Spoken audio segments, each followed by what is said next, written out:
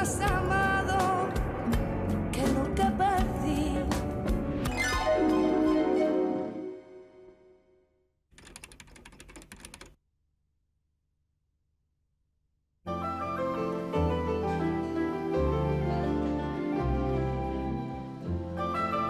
Es muy probable que dentro de unos meses ya reconozca el objeto o la actividad de su destino, o que nada y todo le atraiga por igual, porque deja su destino al amparo de las inteligencias múltiples. Dr. Gardner, Dr. Gardner, voy a utilizar tus propias palabras, ¿no? Se nos ha lavado el cerebro para creer que solo existen dos tipos de inteligencias. La lógica calculadora, por una parte, y quizás la lingüística. Y tal vez estemos arruinando lo que la propia naturaleza ha diseñado, ¿no? ¿Este es tu mensaje principal o quizás la originalidad de tu mensaje? En realidad es peor de lo que tú sugieres, ya que la mayoría de las personas creen que solo existe una inteligencia y que se puede clasificar a las personas por lo listos que son solamente en una dimensión. Como dices, una vez que se empieza a separar, es evidente que existen los dos aspectos, el lingüístico, que son las destrezas del escritor, el poeta, el orador, y las habilidades de la lógica matemática, del matemático, del científico. Pero si se coge una u otra, para mí esta es una buena definición de lo que significa ser inteligente en el colegio, sobre todo del tipo de colegios que tenemos a finales del siglo XX. Sin embargo, en cuanto nos planteamos una pregunta diferente, en cuanto nos planteamos cómo evolucionó el cerebro durante miles y miles de años y cuáles son los roles y las habilidades que se desarrollan las personas en todo el mundo, enseguida nos damos cuenta de que estas dos acepciones son muy restringidas, muy limitadas. Y yo creo que hay por lo menos 5, 6 o 7 tipos más de inteligencia. Y si eres fuerte en una de ellas, hay algunas posibilidades de que esto te pueda reafirmar y a partir de esa inteligencia desarrollar un poco más otras inteligencias. Por ejemplo, pongamos que no soy muy bueno en matemáticas. ¿Podría progresar en matemáticas si soy muy bueno en música? Primero, como dices, las personas no tienen perfiles planos, es decir, todos somos mejores en unas cosas que en otras. Y esto no está fijado. Si tú no eres muy bueno en música, pero yo trabajo muchísimo contigo para hacerte más inteligente musicalmente, obtendré algo de éxito. Quizá no tanto como si, por ejemplo, intentáramos mejorar tu inteligencia lingüística o lógica, pero no están completamente fijadas. Con lo que normalmente nos encontramos es que cualquier cosa que está valorada en cualquier cultura se puede conseguir en más de una forma. Por ejemplo, para ser bueno en matemáticas es obvio que ayuda a tener una inteligencia matemática alta, pero el idioma puede ayudar con las matemáticas, el razonamiento espacial puede ayudar en las matemáticas. Einstein solía hablar de la importancia de las imágenes kinestéticas corporales en las ciencias físicas y matemáticas. Por lo tanto, lo que yo le diría como profesor es, vamos a ver qué es lo que quiere aprender, vamos a identificar en qué tipo de inteligencia usted es bueno y vamos a movilizarlas para conseguir este objetivo en particular. Y si se consigue el objetivo, no importa qué inteligencia se utiliza. La teoría se utiliza al descubrir que alguien tiene un problema y decimos, bueno, si solo hubiera una manera de enseñar a esta persona, estaríamos perdidos. Pero si hay 6 o 7 inteligencias, podemos decir, vamos a trabajar con ellas a ver si nos pueden ayudar. Y tal vez sacar partido de esta vocación de diversidad. Todos tenemos diferentes músculos y puede que para ser un levantador de pesas solo haya un músculo que sea necesario. Pero si no se tiene este músculo, podemos desarrollarlo, podemos utilizar otros músculos, los músculos intelectuales. Antes el más inteligente era el que sabía más, el que acumulaba más conocimientos en un campo concreto. Ahora es el que sabe adaptarse mejor a su medio y resolver problemas. En lo que va de siglo, tanto las teorías sobre la inteligencia humana como la manera como se evalúa han evolucionado. Las teorías psicométricas primero y las cognitivas después responden a cómo los científicos han visto a lo largo de los años el desarrollo de la mente humana. Los primeros interpretaban de una forma rígida el famoso cociente intelectual. Actualmente al test ya no se le da el mismo valor y se tienen en cuenta otros aspectos de la persona. Con los test clásicos se pueden medir algunos aspectos de la inteligencia humana, pero difícilmente se tendrá una idea global de cómo es la persona. Si el test, la prueba está bien construida, siempre va a medir aquello que se busca. Ahora bien, hay una serie, digamos, de barreras, como muy bien hemos escuchado, barreras que sí que efectivamente pueden a algunas personas dificultar realmente el resolver bien las pruebas de un test. Algunas son emocionales. Hay personas que evidentemente tienen lo que se llama ansiedad de examen y entonces ante un examen o ante un test, pues evidentemente rinden menos que rendirían en una situación normal. Y también hay una serie de estudios que han demostrado que los test están hechos para unas determinadas culturas. Y entonces, dependiendo hacia qué cultura se refiera, pues también las personas de otras culturas, pues evidentemente pueden rendir menos en esos test. David y Cristina se están preparando para pasar un test de selección de personal. Quieren acceder por primera vez al mundo del trabajo. Hola, David. Mira, esta es una de las pruebas que te vamos a pasar, bueno, para ver si tu perfil personal se adapta al empleo que estás buscando. La prueba que está haciendo David es de las denominadas de libre cultura. Permite ver la capacidad de una persona al margen de sus conocimientos y de su situación cultural. Mide el razonamiento abstracto, el razonamiento espacial y el cuantitativo. Bien, David, vamos a continuar con las pruebas que estás haciendo. En esta ocasión, David hace una prueba de cultura general. En estas pruebas no hay respuestas buenas ni respuestas malas. Simplemente se pretende saber cuál es su manera de pensar. Bueno, Cristina, vamos a continuar con las pruebas que te estamos haciendo. ¿Estás tranquila?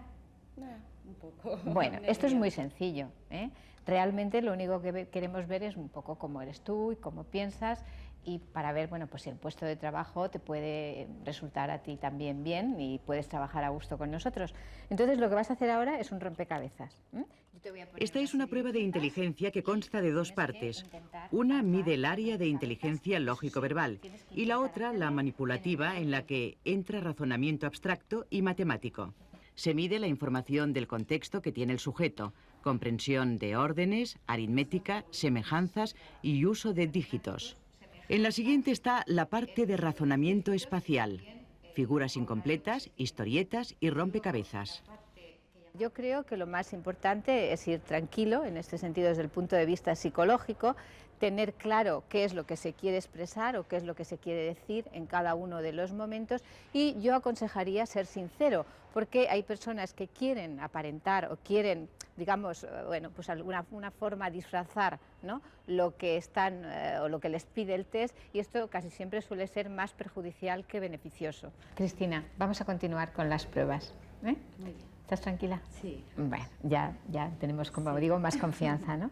Bueno, pues ahora vamos a hacer otra prueba que es un poco diferente. Es una prueba, bueno, pues para ver tu personalidad, ver cómo eres, y bueno, así podemos valorar hasta qué punto te puede convenir a ti el puesto de trabajo. Tienes que contestar, pues, con toda sinceridad, aquello que tú creas, aquello que tú pienses, aquello que tú veas. Bien. Te voy a enseñar... Este es un test para evaluar distintos aspectos de la personalidad.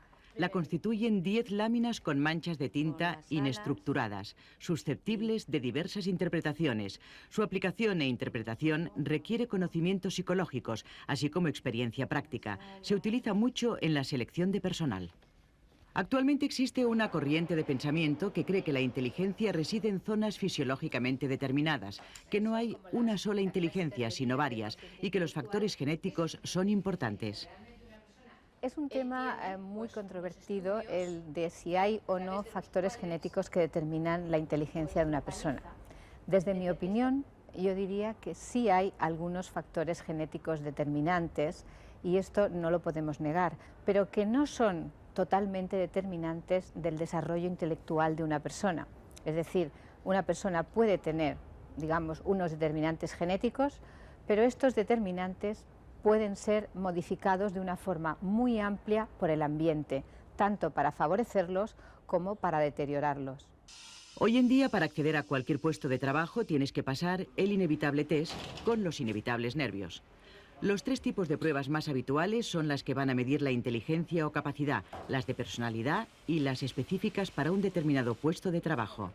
Para la mayoría de las personas que buscan trabajo, el resultado del test difícilmente reflejará la realidad. Si me interesa, intento poner lo que realmente es, o sea, no falsear las respuestas, y luego, pues, si me dejan adjuntar o explicarme o hacer una entrevista posterior, pues mejor, porque creo que el test es un poco... es muy poca cosa para saber si esa persona está cualificada o no. Garner pone en cuestión la idea de que exista una sola inteligencia y de que las inteligencias se midan en un test.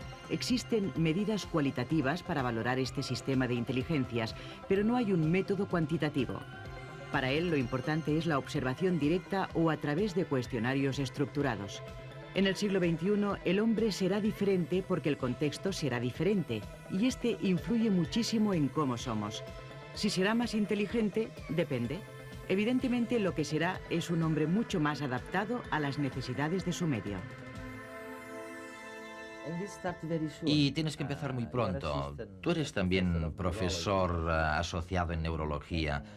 Y los neurólogos y los psicólogos insistís mucho en que hay una edad crítica, vamos, que se cuenta en meses, ya ni siquiera en años, ¿no? Increíble. Vosotros decís que prácticamente en los primeros 48 meses de existencia, algunos de estos lenguajes se desarrollan. Y es algo que hay que controlar. Los padres deben vigilarlo, porque es muy importante. ¿En qué sentido es muy importante? Porque parece contradictorio esperar tanto de algo tan pequeñito, ¿no? Yo realmente creo que el potencial para cada una de estas inteligencias es parte de nuestro derecho de nacimiento. Todos nacemos con el potencial de desarrollar estas 7, 8 o 9 inteligencias. También creo que hacia los 2 o 3 años, si observamos meticulosamente al niño, ya podemos establecer en qué inteligencias es relativamente más fuerte y en cuáles es relativamente más débil. Pero yo no acepto en absoluto que hay un momento dado en que la puerta se cierra y se ha acabado todo. Tampoco conozco a ningún científico serio que diga esto. Si me perdonas, creo que son los periodistas o los divulgadores los que aseguran que estas cosas son fijas, que están abiertas o cerradas. Lo que sabemos es que un cerebro joven aprende muy fácilmente. Es como una esponja que absorbe cosas sin gran esfuerzo.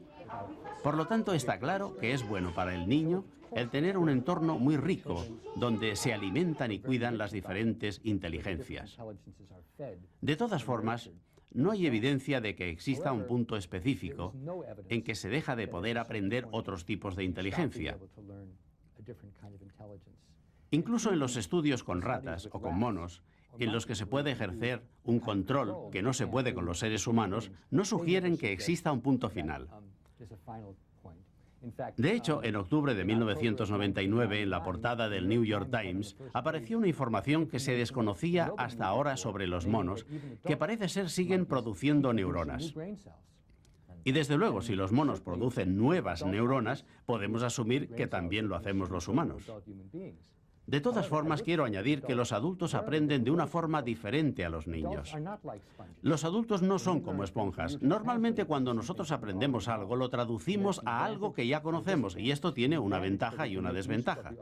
La ventaja es que podemos utilizar esto que ya conocemos. La desventaja es que es menos directo. Cuando un niño aprende un nuevo idioma, no traduce a un idioma que ya conoce, se limita a relacionar el sentido con la situación. Si yo a mi edad intentara aprender un idioma no europeo, necesitaría compararlo a uno que ya conozco, porque la esponja ya no funciona igual que antes. Fantástico, ¿no? Oye, ¿por qué no les recordamos a nuestros telespectadores un poquito, ¿no? Aunque sea telegráficamente, el contenido de estas 7 inteligencias diferentes? Luego volveremos a las 2 o 3 nuevas que explicas en tu nuevo libro, que ahora se pone a la venta, ¿no? Pero vamos a hacerlo como tú lo dices. Yo, mira, voy a explicar a los telespectadores una pequeña historia, ¿no? Y les voy a explicar la historia de Yehudi Menuhin, el gran violinista. Una vez sus padres lo llevaron a un concierto donde había, bueno, su músico preferido, su violinista preferido, y él en cuanto vio el violín dijo, bueno, yo quiero tener un violín como este y además quiero tener a este profesor. Le dieron las dos cosas y, bueno, ya lo saben, a los 10 años andaba por ahí de concertista él solo.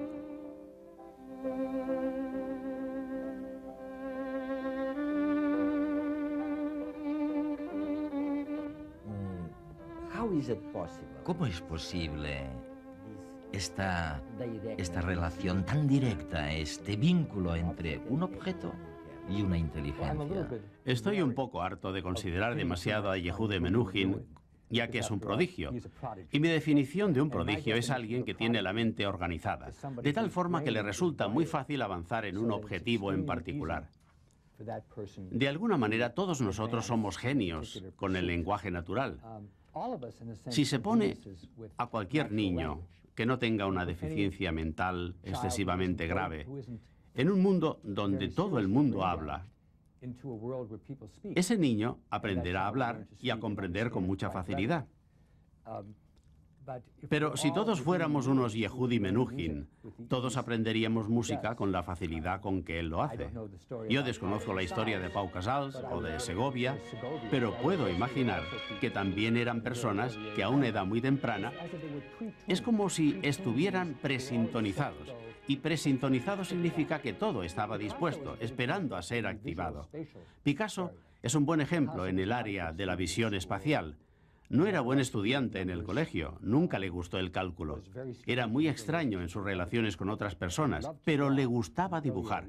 Desde una edad muy temprana su padre era artista, trabajaba sin cesar y se pasaba muchas horas dibujando cada día.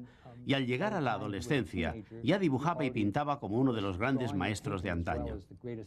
Podía haber seguido pintando, pero lo que le hizo creativo y además de inteligente es que rechazó los modelos del pasado y empezó a crear los suyos propios, que es una actividad mucho más arriesgada.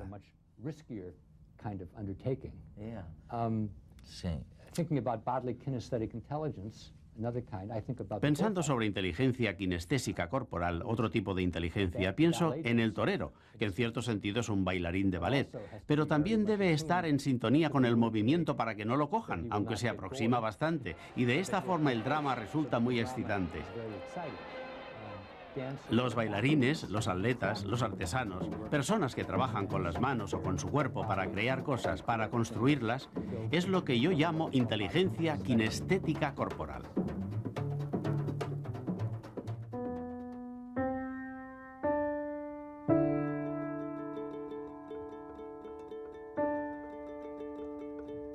En este fragmento se puede observar cómo las distintas partes del ser humano, del esqueleto humano, en el caso de un ser solo, se están organizando en el espacio y creando estructuras espaciales sobre las cuales se puede transmitir un mensaje, se puede transmitir una emoción.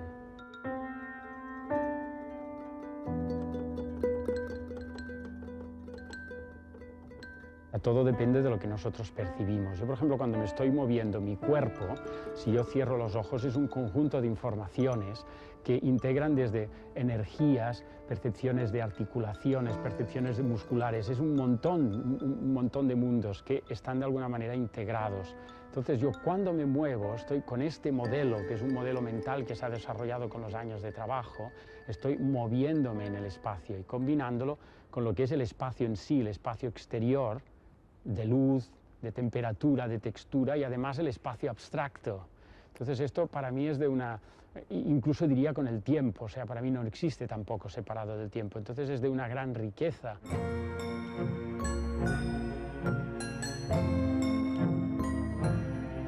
En este fragmento lo que podemos observar son 5 o 6 bailarines que están creando formas más o menos complejas sobrepuestas en un eje de visión. Tú como espectador tienes todas estas distintas cosas que se están sobreponiendo. Entonces tú puedes escoger, puedes crearte tu propia lectura dentro de este conjunto y está jugando con la profundidad. Entonces espacio es un elemento clave que lo podemos utilizar íntegramente con todas estas cosas. Para mí esto es inteligencia, que es la capacidad de poder usar algo de una forma vital, unida, ¿no?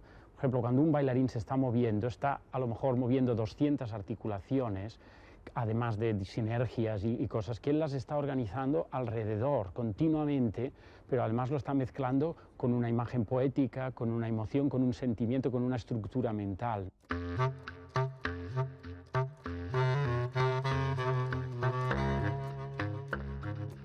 En este caso, el diálogo es un diálogo entre dos cuerpos que están siempre en contacto, sería como lo del solo, pero extrapolado a dos cuerpos. Entonces, simplemente las relaciones se multiplican y aparecen temas tan importantes como contacto o no contacto, que culturalmente implican muchas cosas, la piel, no piel, ¿no? La relación entre las dos personas, aparte de siempre lo que es la relación espacial. Y tiene un contenido como medio de baile de salón, pero un poco irónico. Y se miran, pero no se miran, pero se perciben.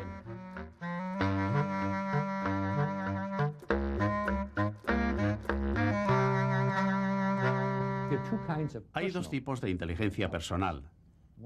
Una es el entender a otras personas.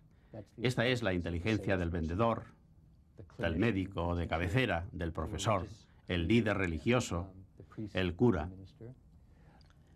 Y lo difícil de describir esas inteligencias, de entender la inteligencia personal, está en que comprender bien quién eres, cuáles son tus puntos fuertes, qué problemas se tiene, anticipar las reacciones.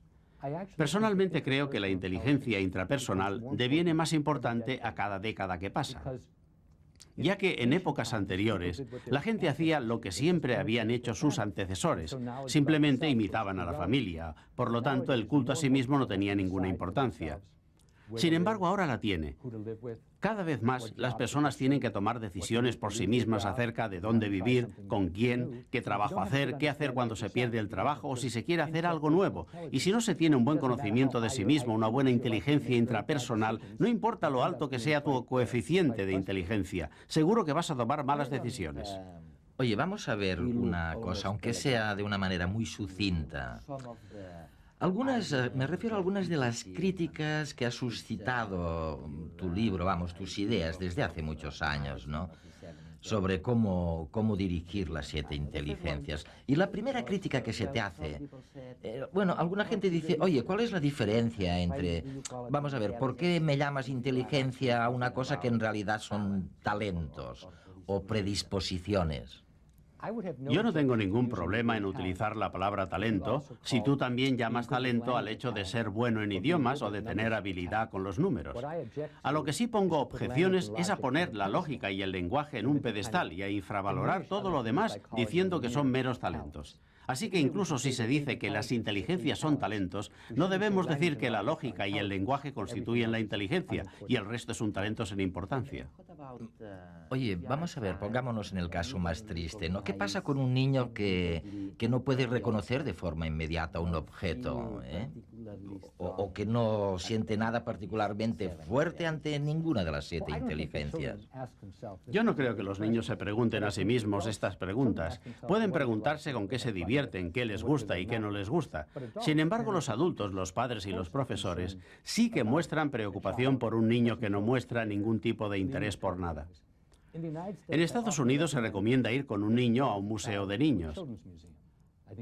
Creo que en la mayoría de los países hay museos para niños. Alguien dijo que no se puede obviar un museo. Hay tantas cosas que es un área perfecta de test.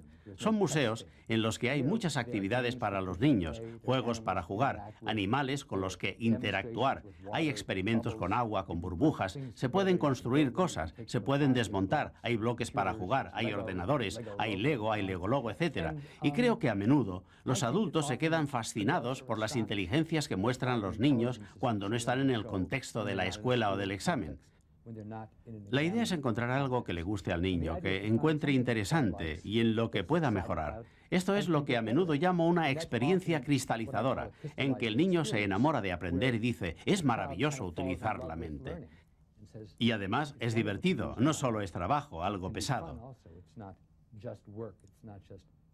Pero hay que apartarse y dejar que el niño muestre sus inteligencias.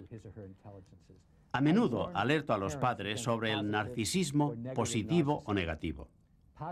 El narcisismo positivo es, si yo juego bien a fútbol, mi hijo debe hacer eso. El narcisismo negativo es, si yo no puedo esquiar, mi hijo debe hacerlo.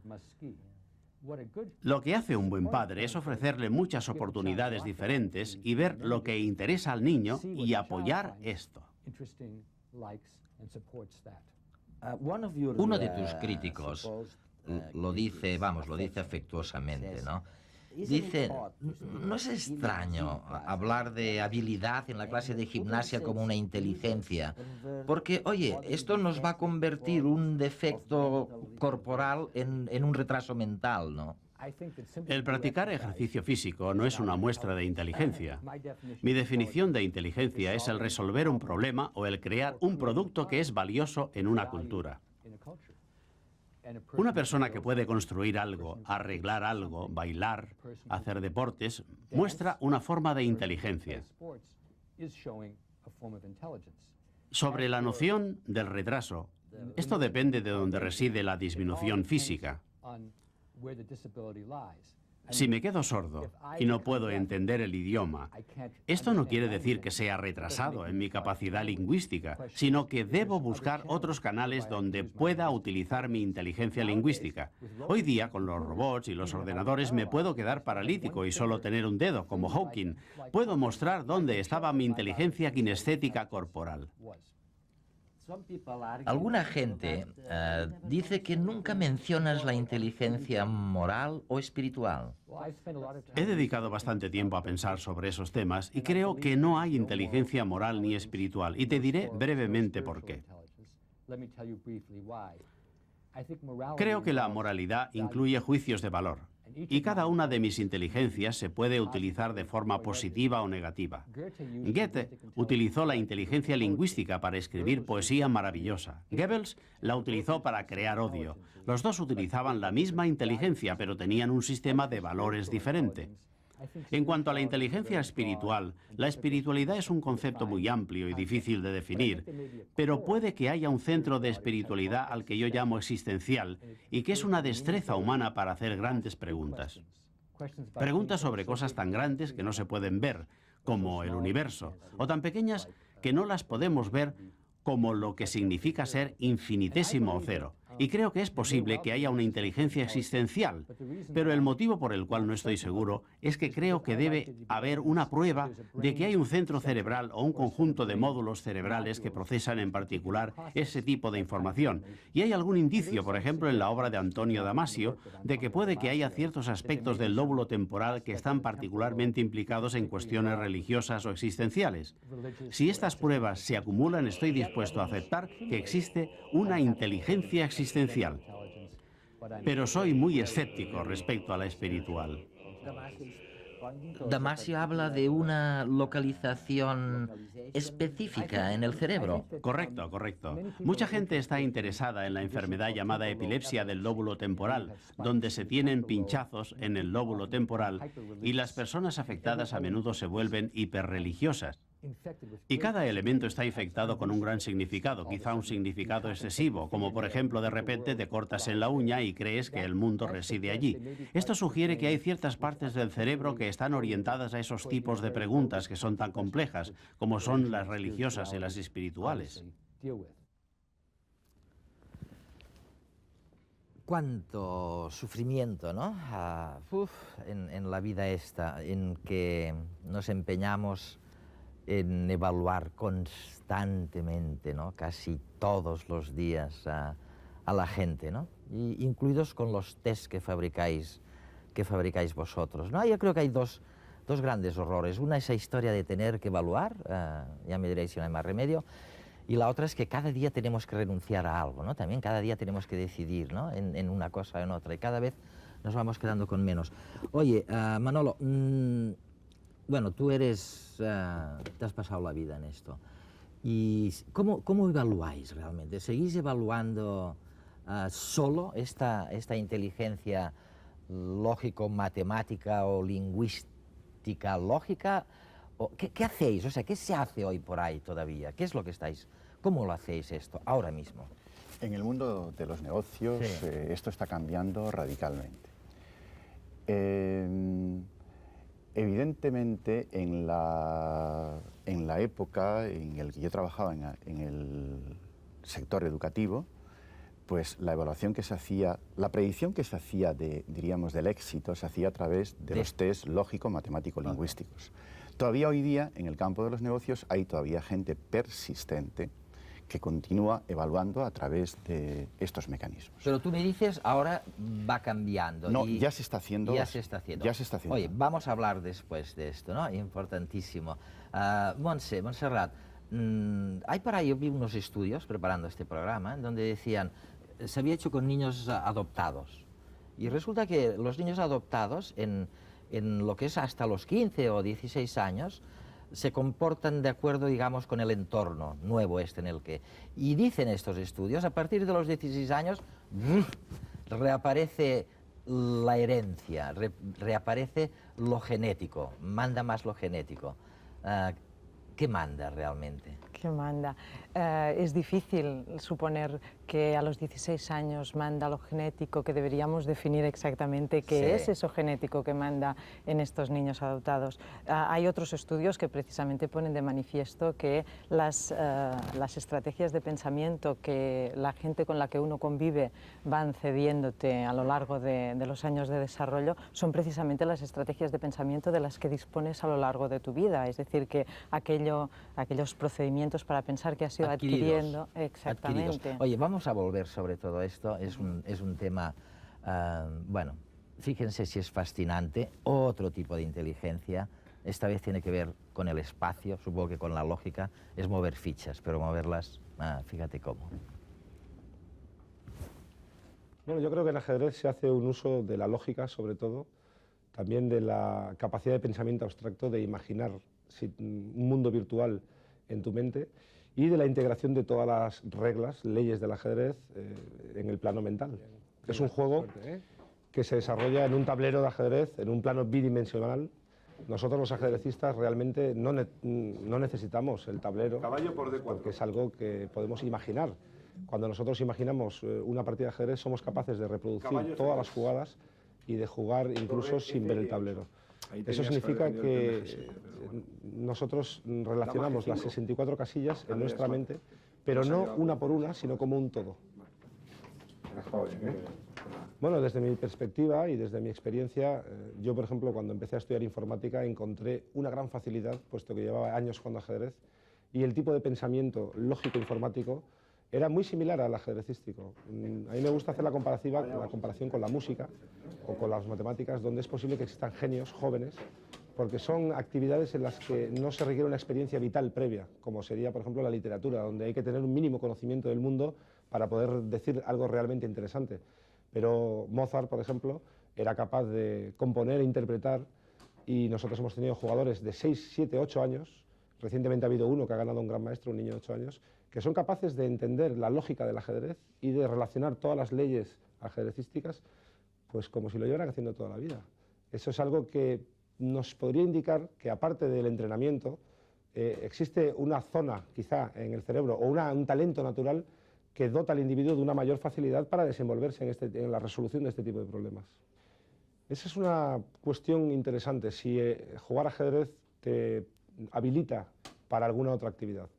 Ahí hay varias teorías. Yo creo que sí, que evidentemente el ejercicio de una práctica como el ajedrez te entrena, te mejora una serie de capacidades pues, del uso de la lógica. Por ejemplo, yo tengo experiencia y soy bastante eficiente en la resolución de problemas de cualquier tipo y de cualquier género. En general, eso bueno, podría ser una buena futuro para mí si algún día dejo el ajedrez, ¿verdad? Podría resolver problemas. El ajedrez y las matemáticas tienen una relación muy íntima, dado que en el ajedrez todo tiene un porqué, y porque además en ajedrez y en matemáticas se puede buscar, por lo menos aspirar a encontrar la verdad, algo que, por ejemplo, en las relaciones personales sería impensable hablar de una verdad absoluta, o los colores, ¿no? Si es más bonito el rojo o el azul, pero en ajedrez efectivamente hay una verdad, hay una jugada que es mejor que las demás, Y el ajedrecista tiene dentro suyo un científico, porque normalmente estás intentando encontrar la verdad de la posición.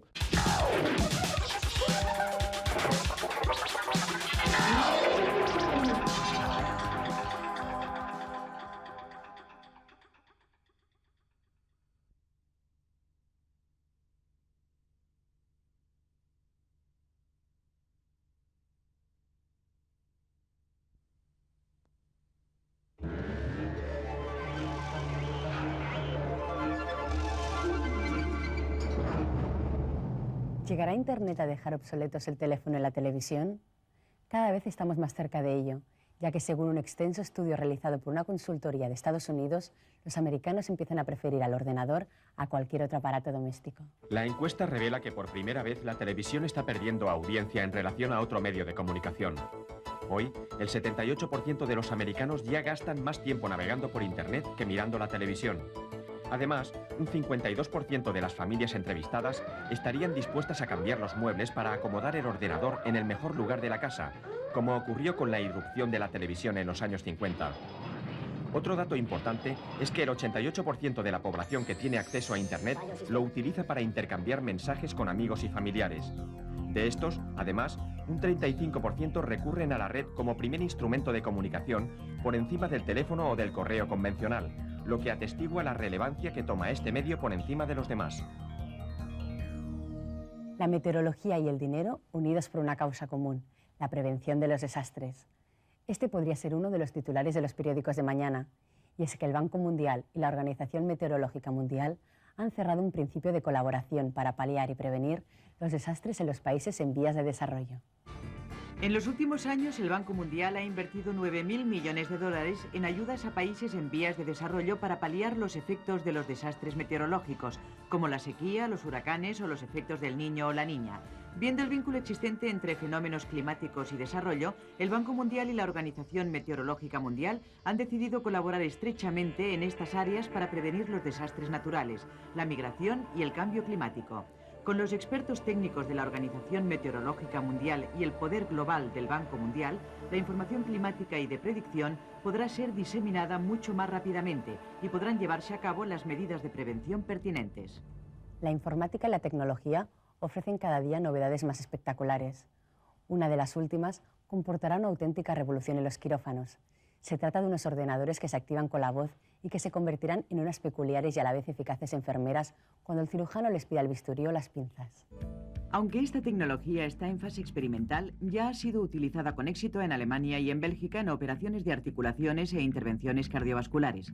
Este nuevo método revolucionario que agiliza las operaciones y reduce el tiempo que el paciente está bajo los efectos de la anestesia tiene a un ordenador como ayudante del cirujano. Uno de los 3 brazos de este ordenador sostiene una cámara, mientras que los otros 2 suministran los instrumentos quirúrgicos según los va reclamando el cirujano con su voz. Es previsible que en un futuro próximo estas computadoras presten su colaboración en intervenciones quirúrgicas cada vez más complejas. Y quién sabe si algún día serán estas computadoras las que con solo la orden del cirujano ejecuten la operación al completo. Localizar energías alternativas donde haga falta. Esta es la consigna que ha movilizado a los expertos de la NASA para la búsqueda de una nueva fuente energética tan espectacular como inagotable, la energía solar espacial. La NASA ha retomado un antiguo proyecto de los años 60, el diseño de una central de energía solar a 36.000 kilómetros de altura sobre la superficie de la Tierra. El proyecto consiste en una torre solar con un largo mástil a cuyos lados se suceden los conjuntos de placas solares. Los rayos solares incidirán directamente sobre las placas sin atravesar la atmósfera. De esta manera, se evitará el efecto filtro de esta y se conseguirá un mayor aprovechamiento de la potencia, generando mucha más energía que si la central estuviera en la Tierra. Pero antes de dar luz verde a este original y ambicioso proyecto, deberán evaluarse los riesgos en la salud, las telecomunicaciones, la astronomía o el tráfico aéreo que esta nueva forma de obtener energía puede conllevar, que de convertirse en realidad sería uno de los más espectaculares avances tecnológicos que promete el nuevo milenio. ¿Alimentos transgénicos, sí o no? ¿A favor o en contra de la energía nuclear? Estas son algunas de las cuestiones que tendremos que decidir en el próximo milenio. ¿Pero estamos preparados para tomar semejantes decisiones? ¿Tenemos la suficiente base científica para poder tomarlas? ¿O tendremos que dejarlo todo en manos de los expertos o de los gobernantes? Según opiniones tan destacadas como la del Premio Nobel de Química Harold Kroto, el futuro de la democracia depende de la mejora de la cultura científica de toda la sociedad. Porque según Kroto, si la ciencia es la cultura dominante del siglo XX, mucho más lo será en el siglo XXI. En los próximos años tendremos que tomar decisiones muy importantes en campos como la energía nuclear, el medio ambiente o los alimentos transgénicos. ¿Y cómo podrán los ciudadanos influir en las decisiones que les afecta si no entienden sus aspectos científicos y tecnológicos? Para Kroto hay que estar bien informados, por ejemplo, de las ventajas de la ingeniería genética, así como de sus riesgos, para tomar las decisiones correctas sobre cómo deben utilizarse estas técnicas. Aunque está por ver cómo se podrá acceder en el futuro a una información de este tipo veraz e imparcial.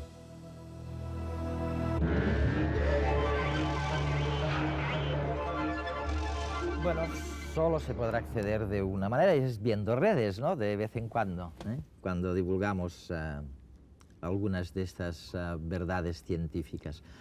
Manolo, una cosa, vamos a ver, tú me mencionabas que ahora estáis evaluando ya en el mundo de la empresa de otra manera, ¿no? Y mi pregunta es muy concreta. ¿Este coeficiente intelectual de verdad os sirve para predecir el futuro? ¿Cómo se comportará una persona? ¿Tendrá éxitos o será desgraciado? ¿No? ¿Le irán muy bien las cosas? ¿Os ha servido? De algo tiene que haber servido esto, ¿o no? En absoluto. O sea, el cociente intelectual no ha servido en absoluto para predecir el éxito ni en el mundo de los estudios,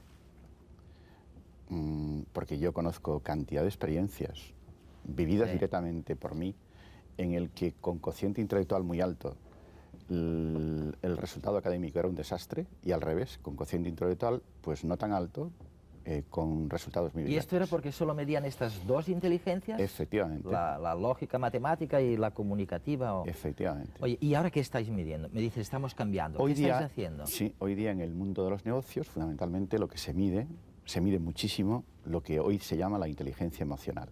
Es decir, en sus 5 dimensiones fundamentales, que diríamos la autoconciencia, la automotivación, la autorregulación o el autocontrol, la empatía y finalmente la gestión de las relaciones. Son elementos muy importantes. ¿Y cómo lo medís eso? ¿Con preguntitas o les metéis en un escenario virtual? Bueno, en realidad no es nada nuevo, porque yo recuerdo en la época en que incluso en las escuelas de psicología nos hacíamos cuestionarios que intentaban medir algunos de esos elementos, incluso para selección de personal, y eso se tenía muy en cuenta, evidentemente. Pero ya en el mundo actual, pues ya derivado en el mundo actual y en el de los negocios realmente, hoy día se hace a través de la exploración de las competencias, que generalmente de lo que saben hacer. De las competencias, efectivamente. Es decir, se han hecho estudios experimentales de qué competencias tienen las personas que realmente han conseguido el éxito. Y entonces, a través de las entrevistas, de incidentes críticos... ¿Y qué saben hacer los que tienen éxito, Manolo? Pues los que tienen éxitos, fundamentalmente... tener éxito. Para tener éxito en el mundo de los negocios. Hay que quererlo, ¿no? Chopra me decía, ¿sabes? El gran gurú y médico y científico, ¿no? Aunque lo cuestionen muchos, me decía, oye, el que quiera hacer dinero que no hable de pobreza, o sea, que hable de dinero, ¿no? Que se interese por el dinero. Oye, Montserrat, a mi nietecita que tiene 2 años y medio, ¿qué me le vais a hacer para medirla? ¿Qué le estáis haciendo? En general no le vamos a hacer nada primero para medirla. Es la idea de medición en ella misma, yo ya creo que tiene poca validez en el ámbito educativo actualmente. Sí que después de la clase, sí. Y tengo como un... Digo, mira, hay más listo. Hay un tipo de test nuevos en educación que durante un tiempo también tuvieron importancia, que precisamente lo que se esfuerzan en medir es las posibilidades de aprendizaje, es decir, el potencial de aprendizaje. No aquello que el niño es capaz de hacer en un momento determinado, que es lo que medían los test clásicos, sino precisamente cuando ya no es capaz de resolver por sí mismo algunas tareas y empieza a tener errores en aquellas tareas, entonces es cuando ese tipo de test de potencial de aprendizaje empiezan a puntuar, diríamos. Y lo que puntúan en este caso es precisamente el tipo de ayuda que es capaz de recibir, es decir, lo que es capaz de aprender ese niño. Exactamente, esa es la clave. Oye, tomen nota, porque esto es importantísimo. En todo el follonazo de la reforma educativa, todos decimos esto no funciona, ni en las universidades, ni en las escuelas, ni nada. hay muy pocas cositas, ideas de reforma a las que podamos realmente hincar el diente y decir, los tiros van a ir por ahí. Y los tiros van a ir por ahí seguro. Parece o sea, que sí, sí. que vamos a enseñar a la gente no lo que eran los Reyes Godos, sino que les vamos a enseñar a aprender, ¿no? Les vamos a enseñar a cómo se aprende. Oye, vamos, os lo tengo que preguntar, ¿no? Sobre todo que tú me has dicho que no todo es genético. ¿Hay alguna manera de que podamos aumentar nuestras capacidades de conocimiento, nuestras capacidades cognitivas? Sí. O sea, oye, con todo el desarrollo de la ciencia, algo debe estar pasando por ahí. ¿Nos podéis hacer más inteligentes? ¿Es verdad que somos más listos que nuestros abuelos? Parece que hay estudios por ahí que demuestran, no sé si aplicando estas dos inteligencias solo, pero que puntuamos más alto de lo que habrían puntuado pobres nuestros abuelos. ¿Qué pasa con esto? Al margen de la comparación entre los abuelos y nuestra realidad, porque ese es un tema ligeramente diferente, pero al margen de este tema histórico, es verdad que parece indiscutible actualmente que la inteligencia se modifica, es decir, que la modificabilidad cognitiva es real, es decir, que no es algo estático que uno posea en el momento del nacimiento. Antes me preguntabas quién manda, la herencia, sí, el aprendizaje.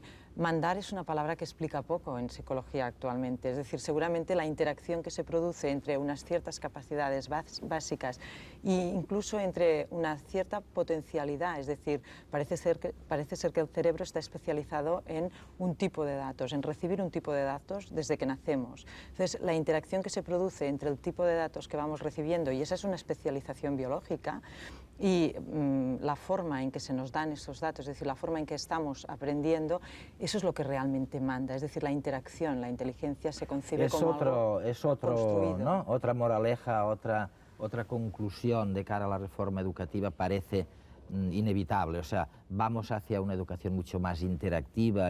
Pero oye, volvamos, Manolo, ¿utilizáis algún método extrabiológico para aumentar la capacidad de conocimiento de la gente?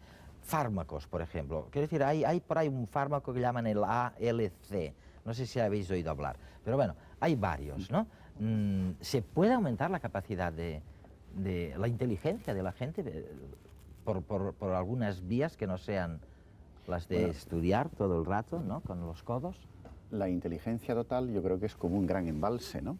Es un embalse, allí está todo contenido, y después hay muchos elementos que ayudan a actualizar o a poner en marcha ese gran embalse, ¿no? Muchos elementos. Entonces, el ejercicio continuo,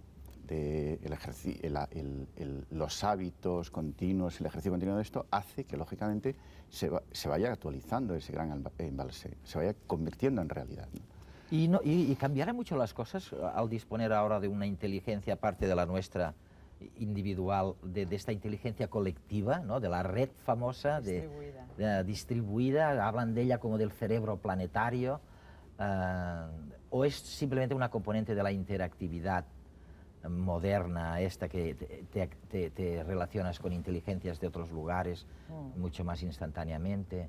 El trabajo en equipo, ¿eh? No, el trabajo en equipo realmente en las organizaciones facilita mucho la actualización del embalse, diríamos, de la inteligencia total. O sea que este es un método, digamos, el trabajo en equipo para aumentar la capacidad. Oye, ¿por qué no seguimos un poquito con la entrevista de Gardner y volvemos sobre estos temas apasionantes, ¿no? Hay otra especie de interrogante o de reflexión sobre tu trabajo. La gente dice, o alguien dice, ¿cuál es la diferencia entre grupos? Entre hombres, por ejemplo, mujeres, ¿se comportarían de una manera distinta o tienen una inteligencia distinta? ¿O es una pregunta demasiado peligrosa? Empíricamente, si tuviéramos buenos métodos para medir la inteligencia, pero no los tenemos, empíricamente siempre habrá diferencia entre grupos. La pregunta es, ¿cuál es el significado de la diferencia entre grupos? Por ejemplo, pongamos que halláramos que las mujeres son mejores en la inteligencia del lenguaje y los hombres en la inteligencia espacial. Nadie se sorprendería de ello. Pero la cuestión es, ¿podemos hacer a las mujeres tan buenas como los hombres en la inteligencia espacial? Y si tenemos éxito, ¿utilizan los mismos métodos? Algunas personas creen que los hombres se sitúan espacialmente utilizando el cuerpo en distintas posiciones, mientras que las mujeres se orientan mirando a hitos, como por ejemplo, esto está al lado de eso. Es muy importante saber esto. Con relación a los grupos étnicos, es posible que también haya diferencias, pero tiendo a desconfiar absolutamente de la pretensión de que pueda tratarse de diferencias congénitas. Más bien creo que son diferencias que surgen de experiencias culturales diferentes. Pero incluso si encontramos diferencias entre hombres y mujeres o entre asiáticos y caucasianos, las diferencias dentro del grupo son mayores que las diferencias entre grupos. Por lo tanto, dentro del grupo de mujeres o dentro del grupo de asiáticos hay una variedad mucho mayor que la variedad que existe entre un grupo y el otro, y eso también es muy importante. ¿Y qué pasa con los políticos? Hay personas que se preguntan si tienen alguna inteligencia. Creo que para los políticos el lenguaje y la inteligencia interpersonal son muy importantes. La lógica no es demasiado importante. Creo que los líderes que tienen más éxito poseen la inteligencia existencial, que ayuda a las personas a responder preguntas importantes como ¿qué nos va a pasar? ¿Qué va a pasar con España? ¿Qué va a pasar con Europa? ¿Qué va a pasar con Latinoamérica? ¿Qué significa el Internet? Este tipo de grandes preguntas. ¿Qué pasa? Esta es la última reflexión que hacemos. ¿Qué pasa con la transformación de la educación? Lo sabes, ¿no? Que tus ideas están generando unas expectativas enormes en el campo educativo. La gente dice, oye, los cambios en la educación ya se sabe, se elaborarán a partir de lo que ha dicho Gardner. Bueno, oye, y has mencionado que uno de los grandes cambios será individualizar, no la educación masiva, para cada individuo. Pero, ¿qué más ocurrirá en los próximos 50 años? Creo que las escuelas corren el riesgo de convertirse en anacrónicas muy rápidamente. Mucho de lo que se aprende en la escuela se puede aprender en el Internet o con un móvil en la mano, al que simplemente se hace la pregunta y una vocecita la contesta. O sea que, a menos que las escuelas puedan encontrar una ventaja competitiva en lo que no puede ser averiguado por el Internet o el chivato de mano, desaparecerán. Creo que lo que los colegios pueden suministrar es lo que se llama pensar de forma disciplinada, lo que significa pensar de forma científica, histórica, matemática, artística. No creo que la mayoría de las personas puedan aprender esto fuera de la escuela, pero la mayoría de nuestras escuelas son un lugar donde se recita lo que el profesor dice y no hay ningún motivo para continuar haciéndolo de este modo. La otra cosa, por supuesto, es la educación que se hace durante toda la vida. Ahora mismo nosotros dos estamos involucrados en un tipo de educación que se transmite a las audiencias de muchos países, la educación en el lugar de trabajo. Por lo tanto, la educación va a convertirse en responsabilidad de todas las instituciones sociales, lo que creo que es positivo. Pero si creemos que todavía hay cosas importantes que deben aprenderse en las escuelas, debemos dejarlo muy claro y averiguar cómo hacerlo mejor que una institución que lo venderá a las personas más barato. Mi pregunta es si el control de las emociones no sería una de estas cuestiones especializadas. Creo que está bastante en la esencia de lo que estoy diciendo. Estamos aprendiendo muchísimo acerca de nuestra vida emocional y de nuestra violencia, nuestro altruismo, nuestra capacidad para cooperar.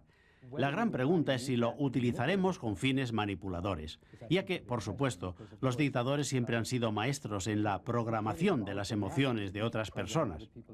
Y lo han hecho de muchas maneras diferentes, todas muy destructivas. Con las máquinas lo tendrán que hacer, ¿no? Con las máquinas que se multiplican. Oye, él hablaba, Gardner, ¿no? de esta, bueno, decía, pues la propia existencia de la televisión permite que haya una divulgación del conocimiento de otra manera. ¿Esto afecta a nuestras inteligencias? Internet, ¿la está transformando de alguna manera? Eso parece. De hecho, en gran parte nuestra inteligencia, y Gardner también lo comentaba, consiste en la posibilidad de utilizar herramientas mentales y no mentales. Y en este sentido, cualquier herramienta que permita amplificar o en algunos momentos incluso sustituir alguno de los procesos mentales es una herramienta que modifica nuestra forma de pensar en el fondo. Y hay detalles importantísimos en la historia, por ejemplo, el descubrimiento de la escritura y de la imprenta, es decir, la posibilidad de imprimir, eso cambia radicalmente el uso de la memoria que uno hace en una sociedad como la nuestra, en la que se dispone no solo de agendas, sino de archivos de ordenador que guardan ¿Utilizas menos o la utilizas de otra manera? La utilizas de otra manera, eso es lo que permite modificar el propio proceso de pensamiento. Sobre todo, Montserrat, lo que me dicen es que a lo mejor todos estos artilugios lo que nos van a permitir es individualizar la educación. Y Manolo, hay una cosa que no quiero que te me vayas sin que me hayas contestado. Una cosa es aprender, tenemos que aprender, bien, de acuerdo, y otra es desaprender todo lo malo que nos han enseñado, ¿no? Vosotros en la vida, en el mundo de las empresas, a la gente le sacáis, los desprogramáis de lo que nos sirve. Quiero decirte, oye, este es un país, España y Francia, son dos países, lo tengo que decir con cierto recato esto, pero que están programados para derechas e izquierdas, ¿no? Oye, y de cara al mundo que viene es evidente que o les desprograman de esto o realmente no van a poder asimilar muchas de las cosas nuevas. ¿Qué hacéis en este campo? Yo creo que no va por ahí el proceso. En las empresas normalmente ocurría que cuando se contrataba un operario, en un principio para una cadena de montaje, pues estaba haciendo una tarea muy rutinaria y nada más que eso. Y se perdía cantidad de tiempo de producción cuando tenía una avería de una máquina o una cosa así. El proceso ha sido muy diferente. Lo que se ha hecho es el enriquecimiento de tarea. Es decir, que se ha apostado fuertemente por el potencial de las personas. O sea, esta persona que hace una cosa tan rutinaria puede hacer muchas más cosas y más sofisticadas y más complejas. Y por tanto vamos a entrenarle para que vaya a realizar un trabajo mucho más enriquecido. Eso ocurría, por ejemplo, cuando en las empresas del automóvil, ahí por los años 80, que al personal que estaba en una maquinaria transfer y separaba la máquina, pues al mismo tiempo se le enseñaba a hacer, por ejemplo, un control estadístico del proceso, y lo hacía el propio operario de producción. Se le enseñaba a hacer control de calidad, se le enseñaba a hacer reparación de pequeñas averías, es decir, se iba a enriquecimiento de la tarea sin necesidad que hacía de más interesante su trabajo. ¿No sentís tú también, no necesitas, no te gustaría algunas veces desprogramar a tus alumnos? Depende de lo de la forma en que hayan sido programados. Si realmente estamos hablando de una programación.